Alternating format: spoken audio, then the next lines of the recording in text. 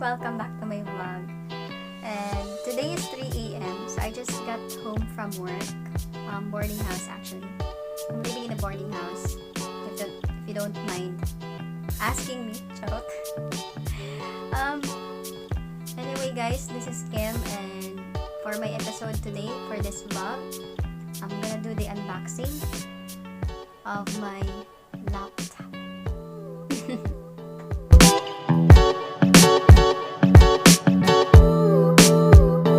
Alright guys, so dili din siya laptop as in lapad na tupperware. Tinuod na dyan siya guys as in laptop.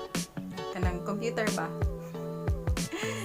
Well, before anything else guys, if you're not yet subscribed to my channel, please do subscribe my channel. Just click the subscribe and the push notification bell so you will be updated on my videos.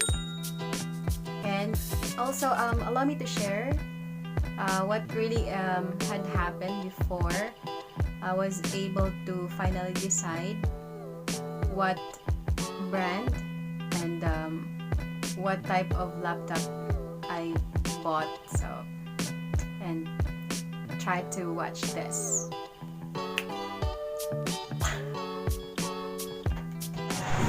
Alright guys, so natin ko diri karon sa charot.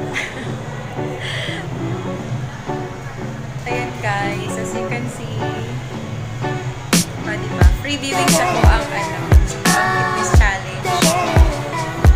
Kasi makaparet ko sa belan.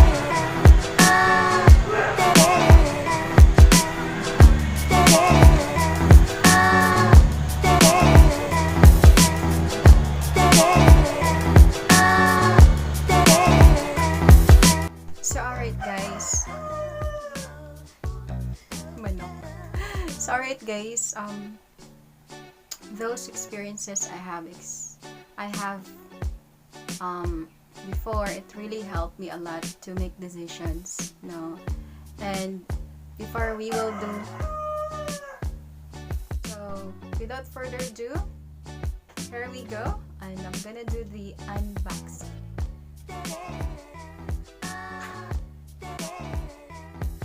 Alright, so we're gonna need a shampoo guys, scissors, and here is it. And it's here with me. Ayan. Fresh na fresh pa, bagong luto pa. Have it guys. Look at that.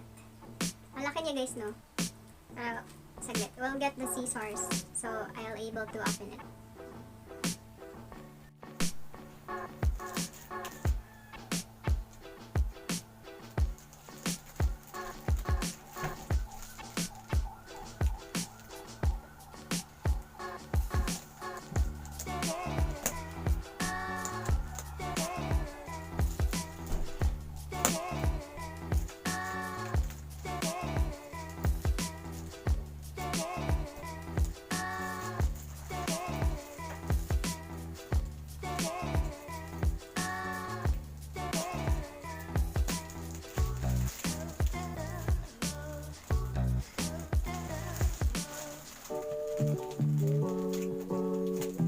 Alright guys, so this one, ito po yung bag.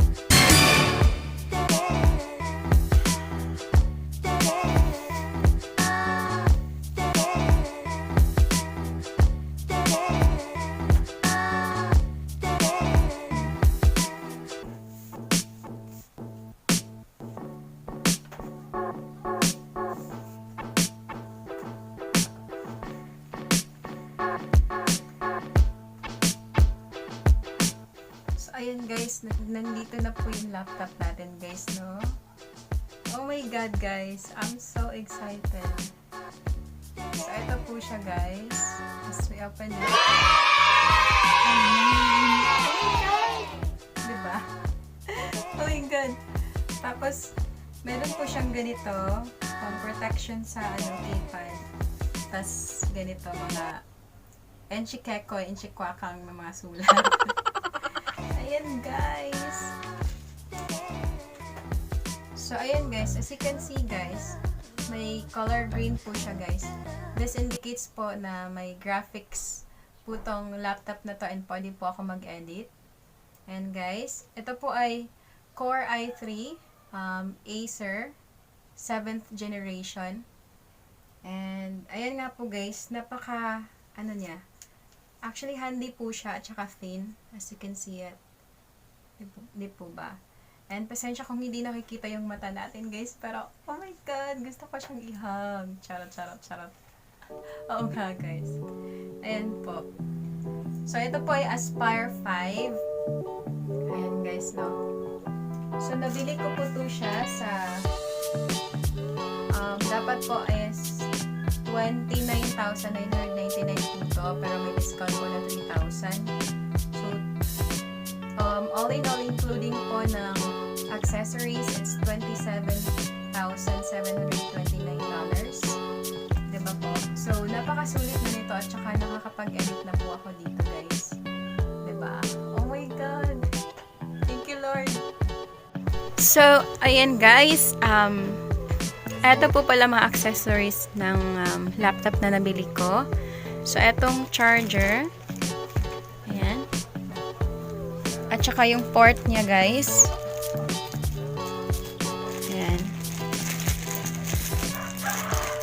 Cellophane pa talaga, guys. Tapos yung port, sinasaksak dito, papunta sa outlet. Ayan. Tapos, ito yung